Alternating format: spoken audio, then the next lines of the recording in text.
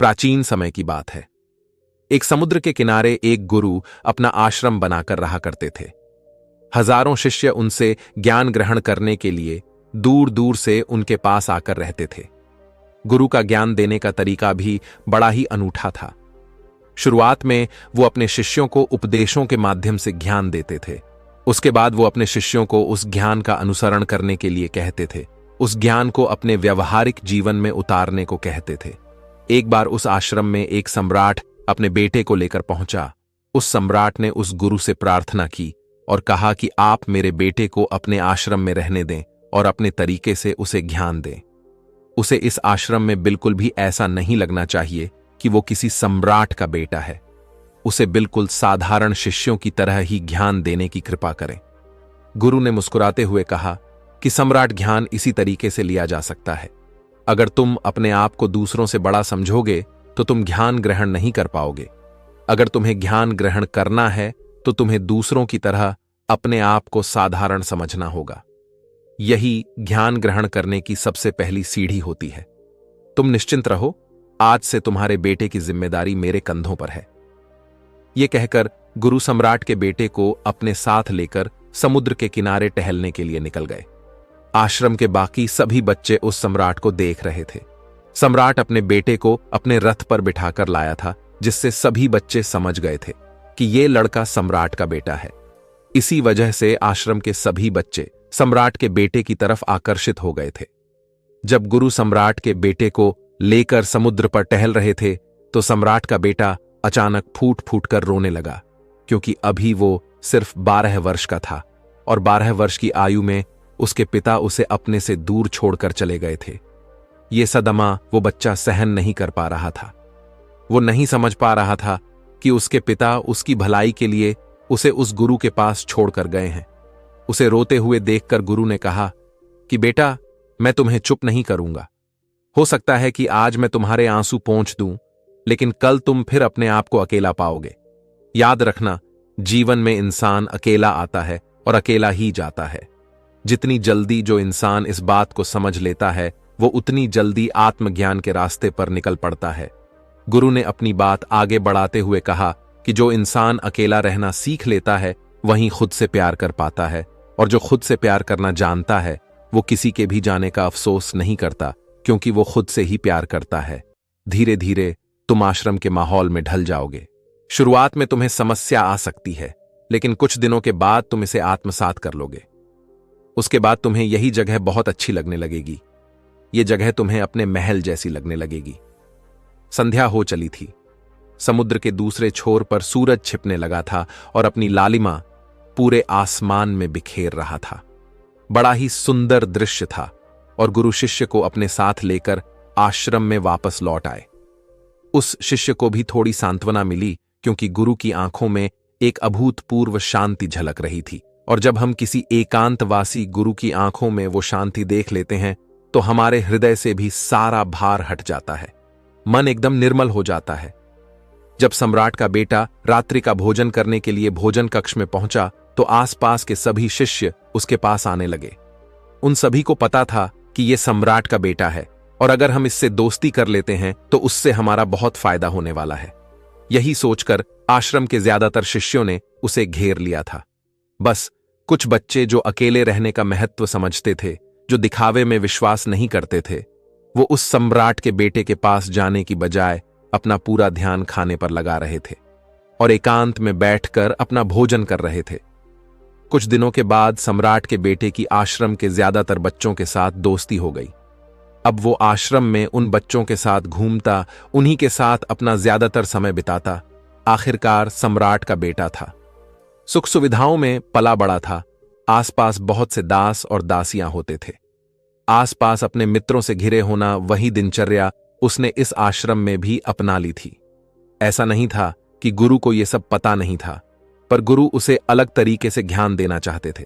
बच्चों को ज्ञान आप उपदेश देकर नहीं दे सकते, उन्हें साक्षात्कार कराना पड़ता है। उसके बाद उन्हें वो बात समझ आती है जो आप समझाना चाहते हैं।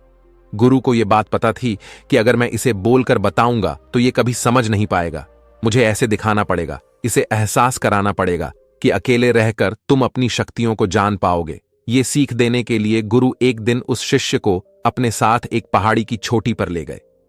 पहाड़ी पर पहुंचकर गुरु ने उसे शिष्य से कहा कि अब तुम्हारा ज्ञान पूरा हो चुका है, बस एक आखिरी रात तुम्हें यहां पर बितानी होगी। उसके बाद अगले दिन शाम को मैं तुम्हारे राजमहल में तुमको पहुंचा दूंगा।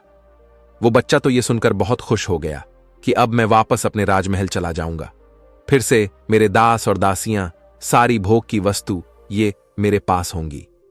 उस शिष्य ने गुरु से पूछा कि गुरु जी, मुझे आज रात आप यहां पहाड़ी पर क्यों छोड़ रहे हैं? आखिर मुझे कौन सा आखिरी ज्ञान यहां से मिलेगा? गुरु ने मुस्कुराते हुए कहा कि यहां पर चट्टान के पीछे तुम्हें छिपकर बैठना होगा। यहां पर रोज रात को एक बाज आता है। बाज को देखना है, बड़ी गौर से देखना है, हर गतिविधि देखनी है, और उस बाज को देखने के बाद अगले दिन अगर तुम उस बाज की खूबियां मुझे बता पाए तो मैं तुम्हें तुम्हारे राजमहल वापस भिजवा दूंगा। और हां, सुबह आने से पहले एक बात पर और ध्यान देना है। एक चरवाहा यहां पर अपनी भेड़ों को चराने के लिए आता है। तुम्हें उन भेड़ों की गतिविधियां भी देखनी है। याद रखना, बाज की गतिविधि रात को और भेड़ों की गतिविधि सुबह। अगर तुम दोनों की गतिविधि ध्यान से देखकर मुझे बता पाए तो तुम इस आश्रम से हमेशा के लिए आजाद हो जाओगे। तुम्हारा ज्ञान पूरा हो जाएगा। मैं तुम्हारे पिता को कह दूंगा कि यह बच्चा हमारे आश्रम का सबसे ज्ञानी बच्चा है। यह कहकर गुरु अपने आश्रम में वापस लौट आए और वो बच्चा वहीं पर उस चट्टान के पीछे खड़ा हुआ उस बाज का इंतजार करने लगा। काफी वक्त बीत जाने के बाद वहां पर एक बाज अपने बच्चों के साथ पहुंचा। सम्राट के बेटे ने पूरी रात उस बाज की गतिविधि बड़े ध्यानपूर्वक देखी और सुबह होने के बाद जब चरवाहा वहां पर अपनी भेड़ों को लेकर पहुंचा तो उसने एक अभूतपूर्व दृश्य देखा। उसने देखा कि वो बाज भेड़ के एक मेमने को अपने पंजों में दबाकर आसमान में उड़ गया। उसने उस भेड़ के बच्चे का शिकार कर लिया था। ये सारा दृश्य देखकर वो बच्चा आश्रम में वापस अपने गुरु के पास पहुंचा। इससे पहले कि गुरु उससे कुछ पूछते, उसने गुरु को प्रणाम करते हुए कहा कि गुरुदेव, आप आश्रम के सभी बच्चों को यहां पर बुला लीजिए। मैं सब लोगों को बताना चाहता हूं कि मैंने क्या देखा। जब आश्रम के सभी बच्चे वहां पर पहुंच गए तो उस सम्राट के बेटे ने कहना शुरू किया कि मैंने अपने जीवन में बहुत से पक्षियों को देखा है, लेकिन बाज उन सभी पक्षियों में से सबसे अद्भुत और सबसे अलग होता है। उदाहरण के लिए एक तोता हम सभी ने देखा है। तोता बोलता तो बहुत है लेकिन कभी ऊंचा नहीं उड़ पाता। लेकिन एक बाज जो कि हर समय शांत रहता है, वो आकाश को भी छू सकता है। उसमें आकाश को भी छू लेने का सामर्थ्य होता है। जब भी एक बाज अपने शिकार को निश्चित कर लेता है तो वो उसी शिकार पर अपनी नजरें गड़ाए रहता है, चाहे वो कितनी भी ऊंचाई पर क्यों ना हो, चाहे कितना भी बड़ा तूफान क्यों ना जाए, लेकिन उसकी नजर हमेशा अपने लक्ष्य पर स्थिर रहती है। आज सुबह जिस बाज को मैंने देखा, उसने हर भेड़ को अपना शिकार नहीं बनाया, बल्कि उस भेड़ के झुंड में से उसने उस भेड़ के मेमने को अपना शिकार बनाया। पहली बात, उस बाज की तरह हमें भी अपना ध्यान अपने एक ही लक्ष्य पर स्थिर रखना चाहिए। चाहे कितनी भी अड़चनें क्यों ना आए, हमें अपना लक्ष्य स्पष्ट दिखाई देना चाहिए, पर पूरी एकाग्रता के साथ ध्यान देना चाहिए।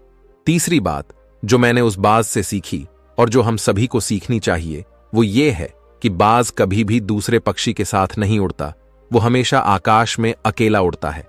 इससे हमें ये सीख लेनी चाहिए कि हमें कभी भी छोटी सोच वाले लोगों के साथ नहीं रहना चाहिए। आखिरकार हम भी वही बन जाते हैं जिनके साथ हम रहते हैं। इसीलिए या तो बड़ी सोच वालों के साथ रहो या फिर अकेले, क्योंकि जब हम अकेले रहते हैं तभी हम खुद की ताकत और खुद की कमजोरियों को जान पाते हैं। कमजोरियों को जानकर उनको दूर कर सकते हैं और अपनी ताकत को जानकर उसका सही इस्तेमाल कर सकते हैं, लेकिन वो तभी संभव होगा जब हम अकेले रहना सीखेंगे। चौथी सीख जो हमें एक बाज से लेनी चाहिए कि एक बाज हमेशा अपनी सीमाओं से ऊपर उठकर उड़ता है। जब तूफान आता है तो हर एक पक्षी अपने घोंसले की तरफ भागता है, खुद को छुपाने की जगह ढूंढता है, लेकिन बाज ऐसा कुछ भी नहीं करता। वो खुद की सीमाओं को तोड़कर बादलों से भी ऊपर उड़ने का प्रयास करता है। हवाएं उसे थपेड़े मारती हैं, पंख उसके भारी हो जाते हैं, पानी और धूल की वजह से कुछ दिखाई नहीं देता, लेकिन वो फिर भी आसमान की तरफ उड़ता रहता है और अंततः बादलों से भी ऊपर निकल जाता है और वहां तब तक उड़ता रहता है जब तक मौसम ठीक नहीं हो जाता। अपनी सीमाओं को सिर्फ इसलिए तोड़ पाता है क्योंकि वो समस्या के आने पर उससे घबराता नहीं है, उसे डरकर बचने का प्रयास नहीं करता, बल्कि एक सकारात्मक नजरिए के साथ उसका सामना करता है। जीवन में चाहे कितनी भी अड़चनें क्यों ना आए, हमें उन अड़चनों से लड़ना चाहिए, ना कि उनसे डरकर कहीं छुप कर बैठना चाहिए। बहादुर तो वो लोग होते हैं जो तूफानों से टकरा जाते हैं। कायर तो अपने घर में, अपने घोंसले में अपनी जगह ढूंढकर बैठ जाते हैं। पांचवीं बात जो हमें एक बाज से सीखनी चाहिए कि बाज कभी भी अपने घोंसले में घास के कोमल तिनके नहीं रखता। जो तिनके कोमल होते जाते हैं वो उन्हें निकालकर फेंकता रहता है। उसी तरह चाहे कितनी भी आरामदायक जिंदगी आपको मिली हो, लेकिन उस आराम से ऊपर उठकर अपने आलस्य को तोड़कर जीवन में मेहनत करते रहना चाहिए। जीवन में पसीना बहाना चाहिए, शारीरिक मेहनत करनी चाहिए। अपने घोंसले से कोमल तिनके उठाकर फेंक दो और आज ही अपने आलस्य को तोड़कर निकल पड़ो। हर दिन अपने आप को चुनौतियां दो, हर दिन मुश्किलों से लड़ो, क्योंकि वही मुश्किलें तुम्हें मजबूत बनाएंगी। जंगल के राजा शेर को भी झुंड बनाकर शिकार करते हुए देखा जा सकता है, लेकिन बाज हमेशा अकेला शिकार करता है, क्योंकि वो जानता है कि भीड़ हौसला तो देती है मगर साहस छीन लेती है। आदमी को हमेशा अकेले ही आगे बढ़ना होता है। यही कारण होता है कि वो जल, थल और नभ सभी जगहों पर अपने शिकार का परचम लहरा सकता है। बाज की उम्र लगभग 70 साल की होती है, लेकिन 40 साल में ही उसका शरीर बूढ़ा हो जाता है।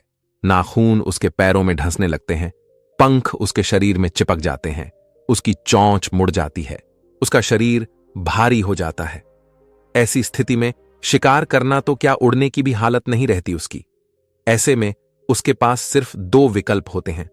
पहला, या तो वह खुद की इस अवस्था को स्वीकार कर लें और भूखा प्यासा मर जाए या किसी दूसरे जानवर का शिकार बन जाए, और दूसरा विकल्प यह होता है कि वो 6 महीने एक बहुत ही दर्दनाक प्रक्रिया से गुजरे और खुद को फिर से पहले जैसा मजबूत बना ले। लेकिन बाज तो बाज है, वो दूसरा विकल्प चुनता है। इसके लिए वो खुद को एक बहुत ही ऊंचे पहाड़ पर ले जाता है, जहां वो पहले अपनी सोच से अपने सारे पंख खींच खींच कर निकालता है और फिर चट्टान पर पैर मार मार कर अपने पंजे तोड़ देता है।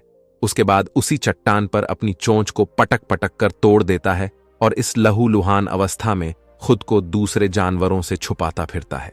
अगले 6 महीने तक वो इसी दर्दनाक प्रक्रिया से गुजरता है और इंतजार करता है नए चोंच, नए पंख और नए पंजों का। तब फिर वो अपनी नई जिंदगी शुरू करता है और निकल पड़ता है अपने शिकार पर, और अगले 30 सालों तक फिर से राज करता है। इसीलिए समय आने पर हमें भी अपनी पुरानी आदतों को छोड़ना पड़ता है और कुछ नया सीखना पड़ता है। समय के साथ बदलना पड़ता है, अपने आप को तैयार करना पड़ता है, वरना हमारा भी शिकार हो सकता है, हम भी पीछे रह सकते हैं। इसके बाद सम्राट के बेटे ने भेड़ों की विशेषता बताते हुए कहा कि भेड़ हमेशा झुंड में चलती हैं।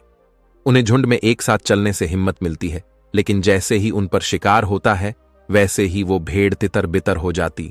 उस पूरी भीड़ में से एक भी भेड़ अपने साथी की मदद करने के लिए वापस नहीं लौटती। इससे हमें ये सीख मिलती है कि हमारे साथ कितने भी लोग खड़े हो, किसी पर भी यकीन नहीं करना। यकीन करना तो खुद पर करना, क्योंकि बुरा समय आने पर वो भेड़ कब तितर बितर हो जाएगी आपको पता ही नहीं चल पाएगा। गुरु को प्रणाम करते हुए सम्राट के बेटे ने अपने गुरु से कहा कि गुरुदेव, अगर मुझसे कोई सीख रह गई हो तो कृपया करके आप बताने की कृपा करें। गुरु ने सभी बच्चों को संबोधित करते हुए कहा कि ये सभी बातें जो अभी इस बच्चे ने बताई है सब सही है, लेकिन ये सारी खूबियां आप लोगों में तभी पैदा हो पाएगी जब आप अकेले रहने का अभ्यास करेंगे। आपने देखा होगा कि बाज कभी भी किसी दूसरे पक्षी के साथ नहीं रहता, ना ही किसी के साथ अपनी जोड़ी बनाता। वो आसमान में अकेला उड़ता है और अकेला उड़ने की वजह से वो अपनी ताकत और अपनी कमजोरियों को जान पाता है। इसके बाद गुरु ने अपनी बात खत्म करते हुए कहा कि मैं आज रात इस सम्राट के बेटे को इसके राजमहल में छोड़ने के लिए जा रहा हूं, क्योंकि इसकी सीख यहां पर पूरी हो गई है। और ये कहकर गुरु उस सम्राट के बेटे का हाथ पकड़कर राजमहल की तरफ। तो दोस्तों, ये थी आज की कहानी। कमेंट करके जरूर बताना कैसी लगी आज की कहानी, और पसंद आई हो तो वीडियो को लाइक, शेयर और चैनल को सब्सक्राइब जरूर कर लेना।